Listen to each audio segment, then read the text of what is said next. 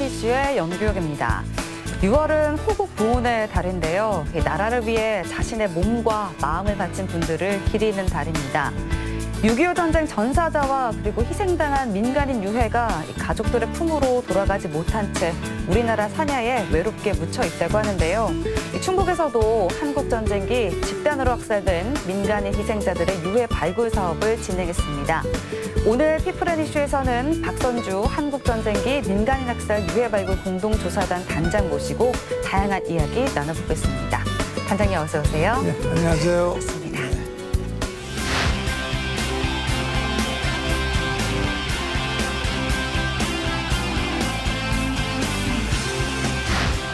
수년째 민간인 희생자 유해 발굴에 힘을 쓰고 계십니다.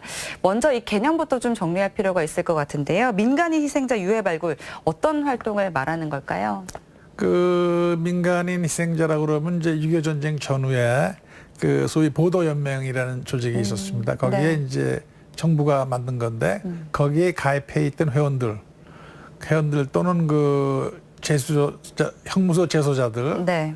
아니면은 이제 전향을 하지 않았지만 일제 때 사회주의 운동을 하신 분들 이런 분들을 통틀어서 이제 이걸 잠재적인 적대 세력으로 생각을 했어요. 6.25가 발발하니까. 네. 그래서 그분들을 갖다 그 국가 공권력에 의해서 처형한 사건들 그걸 갖다 민간인 희생자라고 일반적으로 부르죠. 그러면 이제 민간인 희생자의 수도 정말 어마어마할 텐데요. 그 유해 발굴에 지금도 활동을 하고 계십니다. 예. 일단은 어떤 과정을 거쳐서 이제 유해 발굴을 하는지도 궁금한데요. 일련의 과정들을 좀 간략하게 짚어주신다면요. 그 원래는 이제 진실화해를 위한 과거사법이 있었을 때는 2005년도에 그 전국적으로 유가족 신고를 받았습니다. 이렇게 해서 돌아가신 분들이 이제 있으면 신고를 해라. 네. 그랬는데 많은 가족들이 신고를 안 하셨죠. 왜냐하면 이제 혹시 그 불이익을 당할까봐 가족들이. 그런 가족이 있었다는 것만으로도 그렇죠. 그러니까 오해를 받을 수도 있고. 우리 사회가 이제 빨갱이라고 그래가지고 그때는 낙인을 찍었으니까. 예. 그러다가 이제 그 조사가 다 끝나고 나니까 많은 분들이 이게 신고를 해도 됐는데 못했구나 이런 분들이 많아졌어요. 그래서 이제 그런 분들을 위해서 저희가 2014년에 이제 법은 더 이상 없어졌으니까 네네. 2014년에 시민단체들이 이제 주동이 돼가지고 공동조사단이라는 걸 만들었죠. 그래서 거기서 지금 유해 발굴을 하는데 네. 주로 이제 증인들의 그 유가족들의 증언, 그다음에 신고 이런 거를 이제 저희들이 가지고 이제 그 발굴지를 선정하고 결정하고 그러죠. 그다음에 그렇게 결정되면은 이제 현장 답사를 여러 차례 해서 네. 그 증언의 신뢰성이 얼마나 있나 그걸 판단한 다음에 이제 그것을 발굴을 할까 안 할까를 결정하죠. 그러면 그 진실화해위원회가 2005년도에 생겼었던 거잖아요. 예. 그 전에는 민간인 유해 발굴은 없었나요? 그 전에는 못했습니다. 그 이제 저희가 살펴보면은 네. 그 군사정권 때는 그런 걸 했던 유가족들이 전부 다 잡혀 들어가서 사형까지 받던 사람이 있어요. 사형받고 형무소 살고 전부 다 그러다가 이제 민주화 운동이 일어났던 86년 이후에 조금씩 이게 풀리면서 사람들이 했는데 그때만 해도 조사를 이제 공개적으로 못하고 네. 각 지역에 이런 분들이 유족회가 만들어져 가지고 우리 지역에 뭐 우리 부모님이 돌아가셨다든지 이렇게 돼 있었어요. 그러다가 이제 2005년이 법이 만들어지면서 그때부터 이제 본격적으로 조사를 하게 됐죠. 그러면 이제 좀 마음에 담아두고 묻어두고 계셨던 분들도 그걸 계기로 이제 내 가족을 다시 찾아야겠구나 이런 생각을 또 하셨을 것 같은데 그러면 이제 이런 뭐 신고나 증언을 토대로 해서 발굴지를 정하고 또 유해 발굴을 하게 되면 이게 또 어떻게 가족의 품으로 또 돌아가는지도 궁금하거든요. 근데 이제 저희들이 해보면은 그 나온 유해들이 이렇게 되게 이제 집단 희생지에 늘 계시거든요. 그러니까 막 섞여 있어요. 유해가 혼재돼 있어가지고 개인 하나하나를 갖다 구분할 수가 없어요. 그러면은 결국은 이제 할 수 있는 방법은 그 지역에 돌아가신 분들은 대개 그 지역에 사셨던 분들이기 때문에 그렇죠. 유족회 친척들이라든지 부모 형제들이 다 돼요. 그다음에 이제 할 수 있는 방법은 유품을 통해서 이제 규명을 해야 되는데 끌려가셨던 분들이 그냥 뭐 농사 짓다가 길에서 갑자기, 그렇죠. 그런 데서 갔기 때문에 그런 게 전혀 없어요. 신분증도 없고 증명할 수 있는 아무것도. 이제 남은 방법 중에 하나는 이제 유전자 검사를 통해서 자식들과 이제 관계를 이렇게 찾아보는 건데 네. 그것 또한 그 쉽지가 않죠. 막대한 비용이 들고 또 이제 설사한다 하더라도 뼈 하나에 대한 그 DNA 결과이지 한 사람분이 아니거든요. 그래서 이제 그런 어려움을 유족들이 이해를 하시기 때문에 그 하자는 말씀 잘 안 하시는데 그 홍성의 경우는 이제 23분이 나오셨는데 그건 네. 따로따로 나오셨어요. 동굴 안에서. 그래서 그거는 했습니다. 유전자 검사가 전부 다 23개를 얼마 전에 결과가 나왔는데 네. 두 분이 부모님을 찾으셨더라고요. 예. 정말 다행입니다. 이제 매년 뭐 전국 가릴 것 없이 지금 다 다니면서 단장님께서 유해 발굴에 힘쓰고 계시는데요. 올해도 이제 1, 2차 발굴이 끝났다고 들었습니다. 예. 어떤 성과들이 좀 있었는지도 궁금해요. 1차 발굴은 이제 저희 충청북도 네. 그에서 이제 했는데 그 보은군 아공리라고 하는 데가 있습니다. 네네. 미원서 이제 보은 가는 그 길 옆에 주유소 옆에 있었는데 거기가 한 그 증언자들은 추록이 한 2대 내지 3대가 왔다고 그러는데 그러면 네. 한 100여 명 되거든요. 그래서 저희가 했는데 보니까 40분이 거기 묻혀 계셨어요. 40분. 이번에 49를 예. 이제 발굴하신 그래서 거죠. 보원에서는 49를 찾았습니다. 근데 네. 그 보원에서 49를 찾았을 때 우리 저 충청북도에서 광역 자치단체로서는 처음으로 예산을 만들었어요. 충북에서. 그래서 이제 네. 했고 2차는 이제 작년에 이어서 충청남도 아산시 탕정면이라는 데하고 이제 대동리라고 하는 데서 했는데 거기도 한 7, 80명씩 이제 두 군데 묻혀 계셨다고 그래서 했죠. 그건 아산시가 예산을 만들었습니다.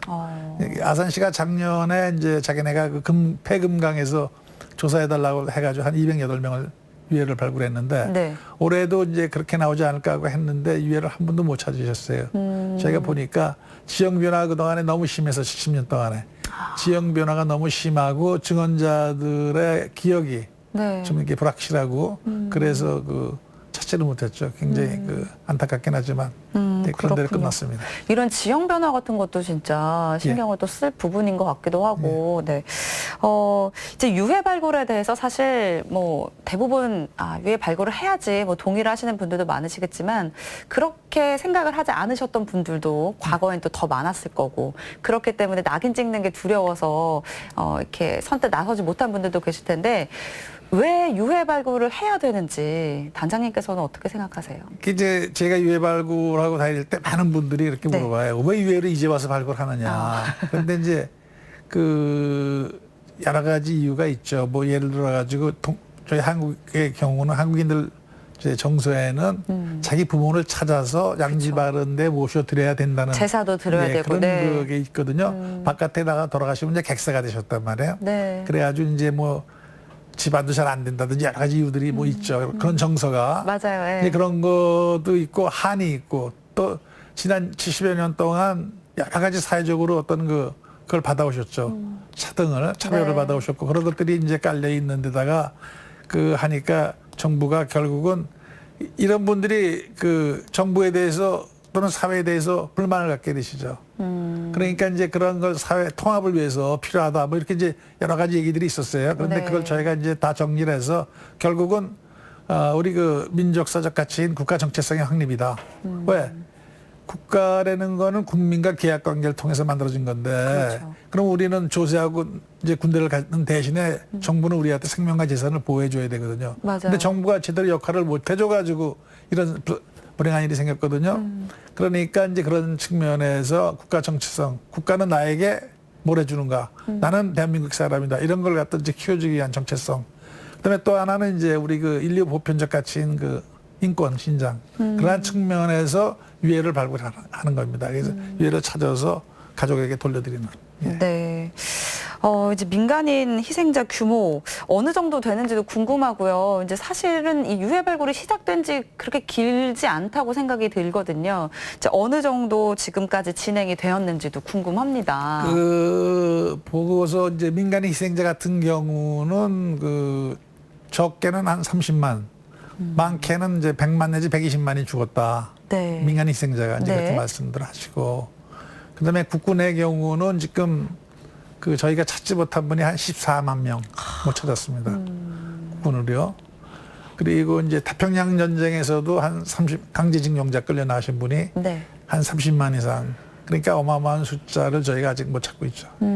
그렇군요. 그 진실화해위원회가요, 이제 2010년도에 활동이 끝났어요. 이제 그럼 국가의 지원을 받지 못하고 지금은 이제 따로 이제 꾸려서 계속 유해 발굴을 하고 계시는 걸로 알고 있는데 아까도 뭐 아산시 같은 경우는 아산시에서 예산을 지원을 해주고 또 충청북도에서 이런 식으로 좀 지역마다 뭐 예산을 지원해 주는 곳이 있고 또 그렇지 않은 경우에는 어떻게 또 일을 진행하시는지도 궁금하거든요.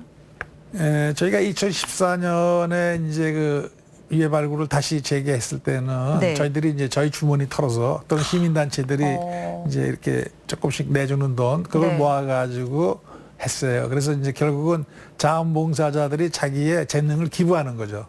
저도 이제 처음에는 전부 다 이렇게 기부하는 그 사회 한다는 뜻으로 그렇게 이제 시작을 했어요. 그러다가 각 시도 지방자치단체가 네. 그 조례를 만들기 시작을 했어요. 조례. 아. 그러니까 6.25 때 돌아가신 분들 네. 그런 분들에 대한 이제 관한 조례를 만들면서 거기에 그 유해 발굴 사업을 집어넣었어요. 그러니까 조례에 근거해서 지방자치단체장이나 지방의회가 의지가 있으면은 예산을 만들 수가 있어요. 그래서 그런 예산에 도움을 받은 게 작년에 처음이었고 그 재작년에는 이제 저희가 홍성에서 할 때 군수하고 거기 도의회 의원님이 당신 업무 추진비를 전부 다 모아가지고 네. 저희를 지원해 주셨어요. 그런 분들도 계세요. 뭐 개인 그런 거의 뭐 사비를 털어서 이렇게 그렇죠. 주신 거잖아요. 예. 그런 분들도 계시고 이제 어떤 분들은 이제 저희가 크라우드 펀딩 이렇게 하면은 거기에 네. 조금씩 뭐 10만 원도 내고 뭐 5만 원도 내고 그래서 그런 돈 모아서 지금은 현재까지 하고 있습니다. 아, 정말 다행히 이제 좋은 분들의 뜻이 모여서 이제 진행이 되고 있는데 어려운 점은 없는지도 궁금합니다. 이게 아무래도 이제 민간 주도다 보면은 겪게 되는 그런 것들도 있을 것 같은데.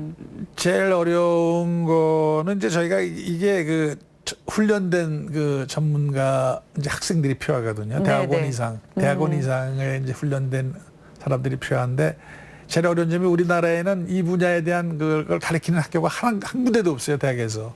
아, 예. 그래요? 저희 충북대학에 이제 그 과정이 있었는데 네. 박사까지 제가 이제 간두고 나면서부터 그 프로그램이 다 없어졌어요. 그러니까 각 대학도 이런 프로그램이 없고 이제 저희 대학마저 없어졌고 그래서 이제 일단은 훈련된 사람들을 이제 저희가 찾는 게 제일 어렵죠. 그때 그 훈련받은 애들은 이제 국군 유해 발굴 감식단의 감식관들로 다 가버렸어요. 거기 가서 근무하고 있으니까 그 친구들 오라고 그럴 수는 없고.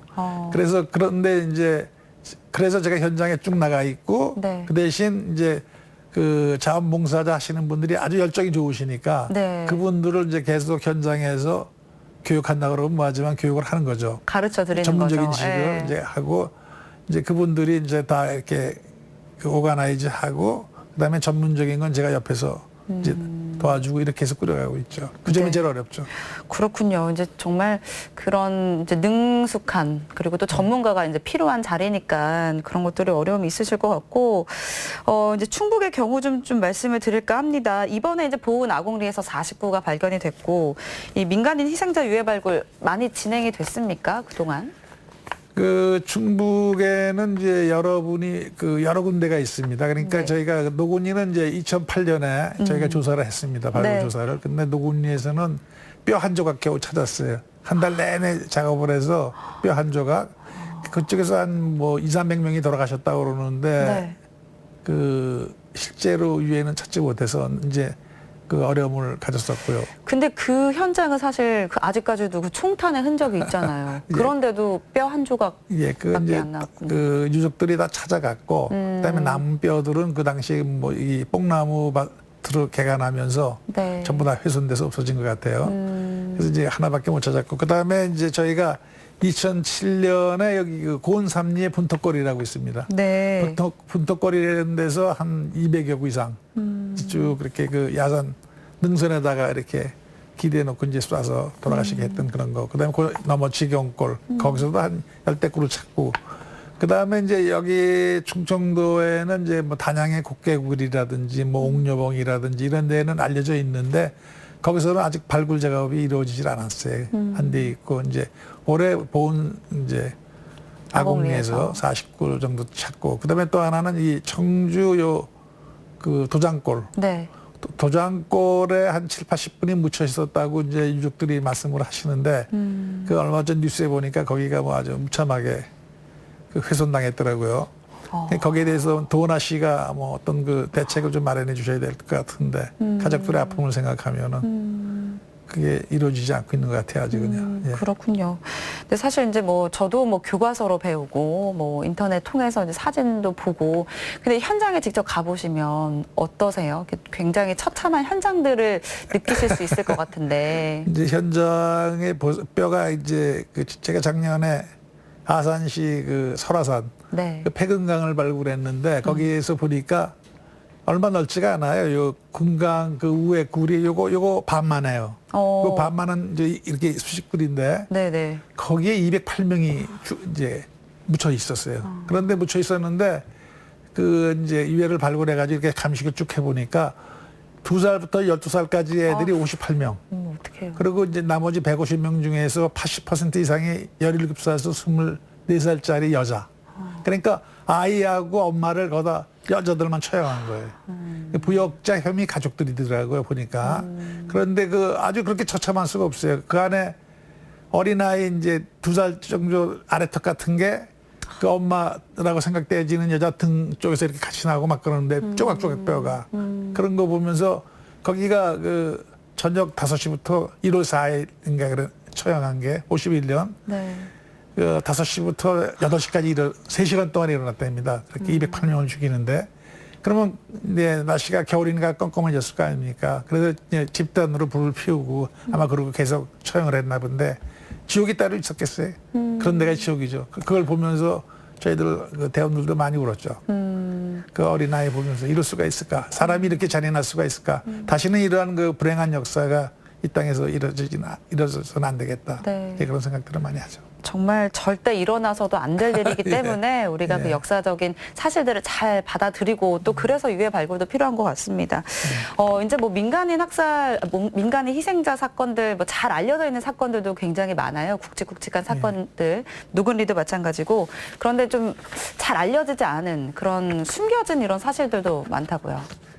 그렇죠. 예, 저희가 이제 그 과거에 그 이제 교과서에서만 배웠던 뭐 남침이다, 북침이다, 뭐 제가 6.25 전사자를 해보니까 그 미국의 이제 어떤 학자는 이게 북침이다, 뭐 그런 얘기도 막 하고 그랬죠. 브룽스 커밍스 같은 친구들이. 근데 제가 발굴해 보니까 이게 그 예를 들어서 참호 같은 게 한국군이 판 참호는 엉덩이만 겨우 들어갈 정도예요. 그리고 일개 분대에 그 야전삽이 하나 있을까 말까 한 그런 군대가 어떻게 북침을 하겠어요. 그래서 제가 미국서 발표할 때 이거는 나온 그 유품이라든지 그다음에 그런 진지 구성 이런 걸로 봐서는 이거는 북침을 준비한 군대가 아니다. 준비가 안 됐으니까. 그런 군대한테 북침이란 말을 쓸 수 있느냐? 이건 남침이라고 봐야 된다. 그랬더니 이제 거기서 이제 그 외국 애들이 뭐 고개를 끄덕끄덕 하는 걸 봤는데 이런 것들은 우리가 알려지지 않았다가 나중에 이게 뭐 이제 남침으로 이렇게 가는 그런 것도 있게 됐죠.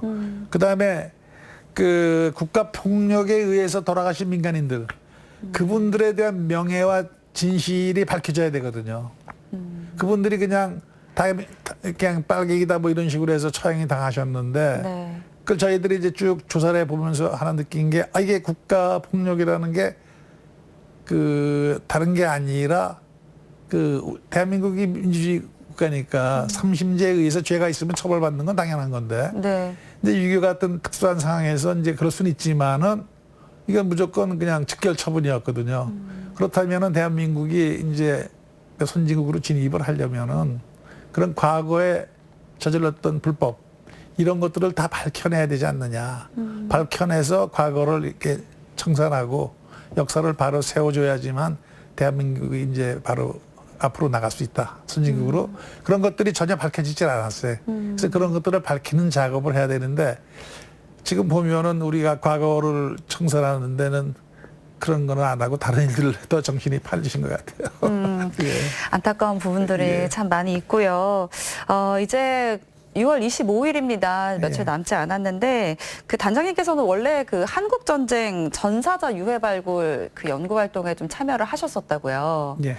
그게 언제쯤 이렇게 활동을 하셨던 거예요? 그러니까 이제 1999년 12월에 제가 외국에 나가 있었는데 네. 그 육군본부에 뭐 이제 영관급이 전화를 했어요. 그래서 왜 그러냐 그랬더니 그 2000년이 6.25 전쟁 발발 50주년입니다. 그래서 그 기념사업회가 이제 뭐 총리 밑에 있었나 그랬는데 기념사업회에서 그 50주년 기념사업을 하려고 그러는데 뭘 했으면 좋겠는가 하다가 자기네들이 뭐 주먹밥 먹기 뭐 그런 거 경험하다가 네. 야 전사자 유해 발굴 하자 그 얘기가 처음 나왔대요.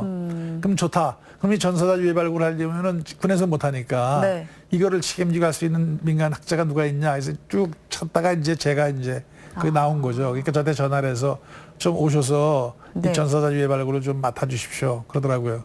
그래서 제가 외국에 있던 이제 2월 달에 돌아와가지고 이제 육군본부에 가가지고 그 사람을 만나서 장교를 봤더니 계획서 좀 보자 그랬더니 거기 무슨 형질인류학자 하나, 제가 형질인류학이 전공이니까 네. 그다음에 장의사 둘, 뭐 이렇게 만들어놨어요. 그래서 야, 내가 장의사냐? 그리고 또 하나 국군 전사자 유해라는 건 정말 국가에서 해야 할 중요한 일인데 이게 그렇죠. 무슨 뭐 장의사 불러가 할 일이냐? 그러니까 문화재 발굴 수준으로 해야 된다. 그래가지고 예산을 다 모아가지고 이제 발굴단을 만들었습니다. 그러니까 제가 그때부터 육군본부 책임조사원 겸 이제 발굴단장이 돼서 이제 발굴을 시작하게 됐죠. 그렇게 해서 인연을 맺은 겁니다. 그렇군요. 이제 원래는 이제 전사자 유해 발굴에 참여를 하셨다가 예. 이제는 이제 민간인 유해 발굴을 그렇습니다. 하고 계시는 네. 건데 그러면은 이제 뭐 단장님께서 시작하시기 전에는 전사자든 민간인이든 유해 발굴이 안 됐던 거네요. 전혀 안 돼 있었죠. 그러니까 저희가 우리나라에서 이제 유해 발굴을 처음 한 거는 1997년에 네. 그 민간인들이 모여서 민간인들, 학자들, 뭐 종교인들, 학생들이 모여서 일제 강제 징용 희생자들 네네. 그 유해 발굴을 홋카이도에서 시작을 했어요. 홋카이도에서 1997년에 처음으로요. 네네. 거기서 이제 2년에 한 번씩 하면서 이제 그 강제징용자들 유해를 발굴했죠. 그게 최초로 한 겁니다.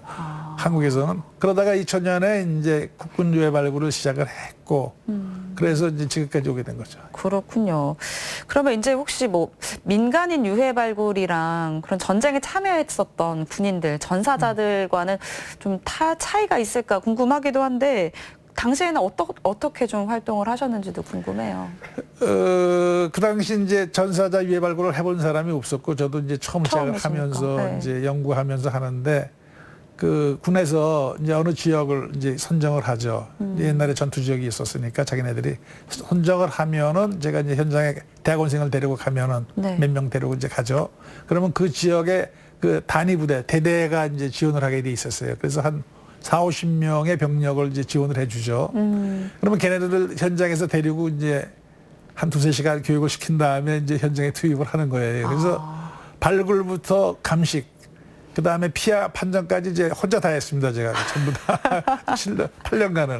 그러다가 이제 처음에 하는데 너무 힘이 들어서 대학원생 이제 2-3명 데리고 하려니까 제가 그 육본에 이제 그 진정을 했어요. 이게 도저히 그 개인이 몇 사람 데리고 그 할 일이 아니다. 그러니까 군에서 정식으로 발굴 부대를 편성을 하든지 병력을 좀 뽑아달라. 그랬더니 이제 육군참모총장이 그때 만나자고 그래서 그 만나더니 이제 애로사항이 뭐냐. 그래서 그런 사항을 쭉 했더니 그런 발굴병을 만들어주겠다. 그래서 군에 처음으로 군에 온 군인들 중에서 관련 학생들을 뽑았어, 이 무작위로. 몇 명을. 그래서 걔네들을 이제 차출해서 네. 걔네들을 데리고 이제 현장에 다니기 시작을 했죠.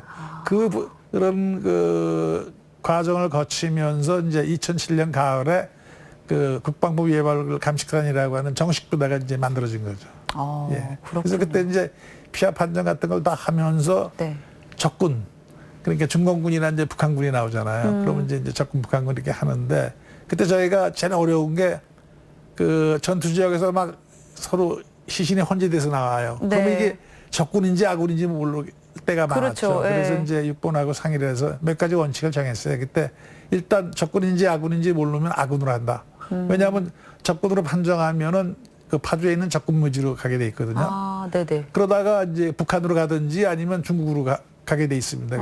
유해가. 네. 그래서 이제 만에 하나라도 우리가 우리 한국군을 보낼 수는 없다. 그러니까 일단 적군도 우리가 다 끌어안는 의미에서 이제 우리 아군으로 판정한다. 이렇게 돼서 지금까지 그 원칙은 지켜져 있죠. 헷갈릴 경우에는 예. 아군으로 그래서 판단. 이제 한 3, 4년 전부터 중공군은 자기네들 중국에서 모셔가더라고요.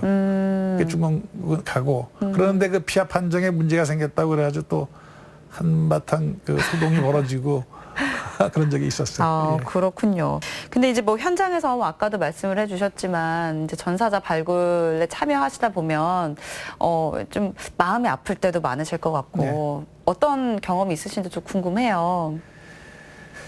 그 가평 쪽에서 한 번은 발굴하는데 그 뼈 사이에서 조그만 사진 같은 게 하나 나왔어요.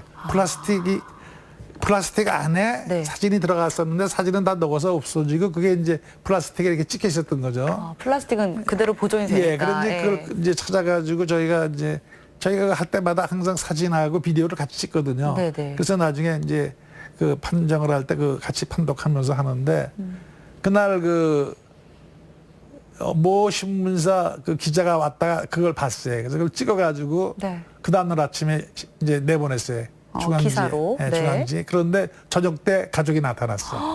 그 양반이 군에 갔을 때 똑같은 사진 두 장이었는데 하나는 자기가 갖고 하나는 집에다 놓고 나왔어요. 그런데 그 이제 자기 아들이 전사했는데 어디서 죽었는지 몰랐는데 그 다음날 기사가 나온 걸 보고 보니까 자기 형님의 사진이었어요. 그래가지고 이제 동생이 찾아와가지고 이제 가슴 아파하는 사연 같은 거.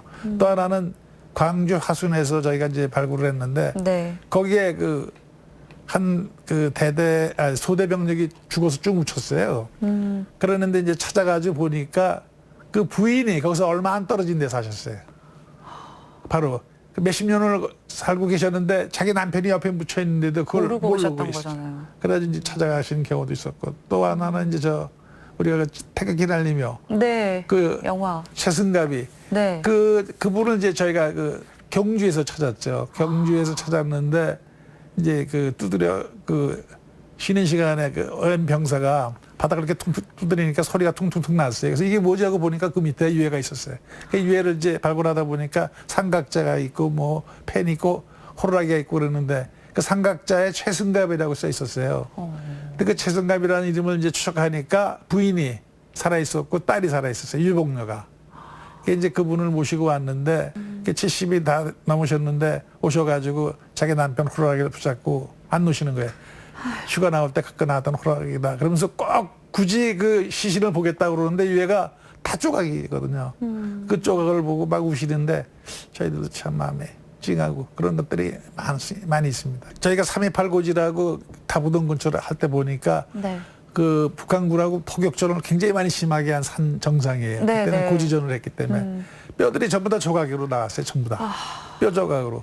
근데 그건 누군지 모르죠. 전부 다 조각. 그냥. 그렇죠. 그리고 뭐 그런 조각들을 이렇게 찾아 모으는데 그런 경우는 참 가슴이 아프죠. 그런 뼈 조각들을 보고 이제 그러면 어쨌든 그게 전쟁의 한 장면이 담겨 있는 거잖아요. 실제로 현장 가시면 머릿속으로 그런 게 막 상상이 될 것 같기도 하거든요. 그렇죠. 이제 현장에 갈 때 저희가 그때 참전했던 참전용사분들을 가끔 모시고 가거든요. 그럼 이제 그분들이 그 현장에서 자기가 전투했었던 그 기억을 저희들한테 이제 쭉 말씀을 해주세요. 그런 거 들어보면 그건 전쟁이 아니에요. 전쟁이 아니고 정말 끔찍한 일이죠. 그 당시 8월 달이었는데 먹을 게 없으니까 건빵을 이제 주는데 건빵이 물이 없으면 먹기가 뻑뻑하잖아요. 그렇죠. 그러니까 풋사가 한두 개씩 주면 풋사가에다 건빵을 씹어서 먹고 그러면서 또 이제 포탈이 날라오는데 그 위가 바위산이에요. 그 바위가 막 튀기고 그러니까 죽은 동료 시신을 이제 이렇게 성벽처럼 쌓아놓는 거죠. 그리고 그거 뒤에 숨어 있는 거죠. 그리고 포탈이 날라와서 그 시신을 때리면 그냥 또 시신이 갈기갈기 날아가고 막 그런 말씀들 하실 때 뭐 상상이나 저희가 할 수 있겠어요. 정말 그런 걸 이제 머릿속에 그리게 되죠.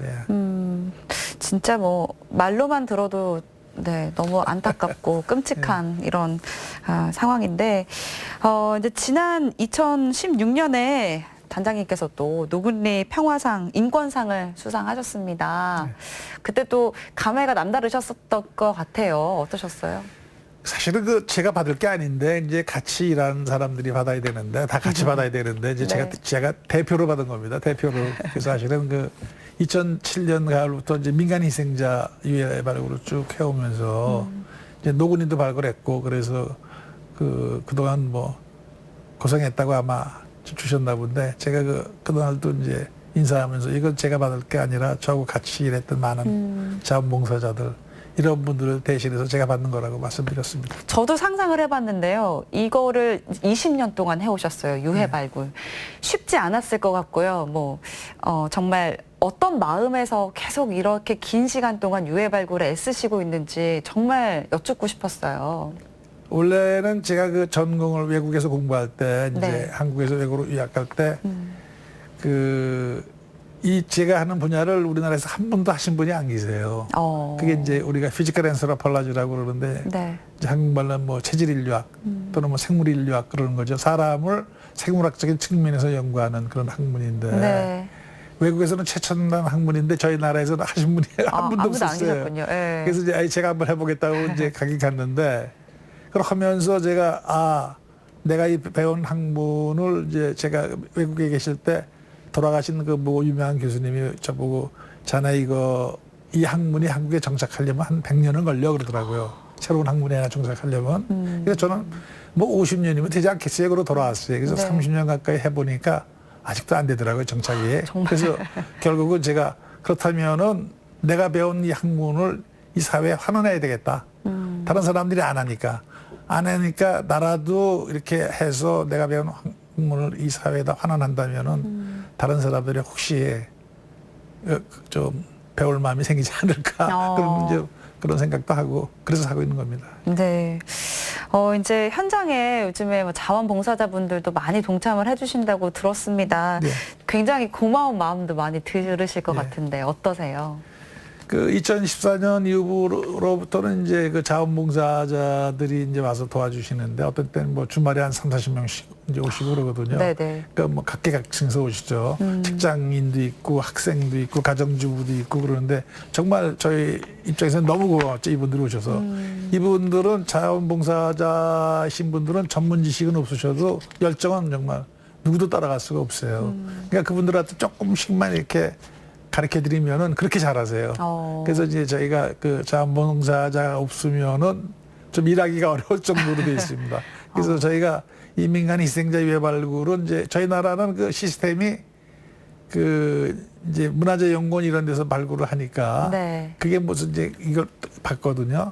통제를 받고 그러는데 저희는 그걸 안 받으니까 앞으로 유해 발굴을 이제 저희가 그 이런 시스템 그 정규로 일하는 사람하고 자원봉사자를 이렇게 매칭해서 하는 그런 시스템으로 좀 개발해 봐야 되겠다. 그렇게 하면은 우리나라에 아주 좋은 인력이 많거든요. 네. 그런 분들의 인력도 이렇게 저희가 끌어들일 수 있고 또 그분들한테 이러한 그 우리 현대사의 비극적인 것도 좀 이렇게 가르쳐 드릴 수 있고 일적인 그 효과가 있겠다 이렇게 생각을 하죠.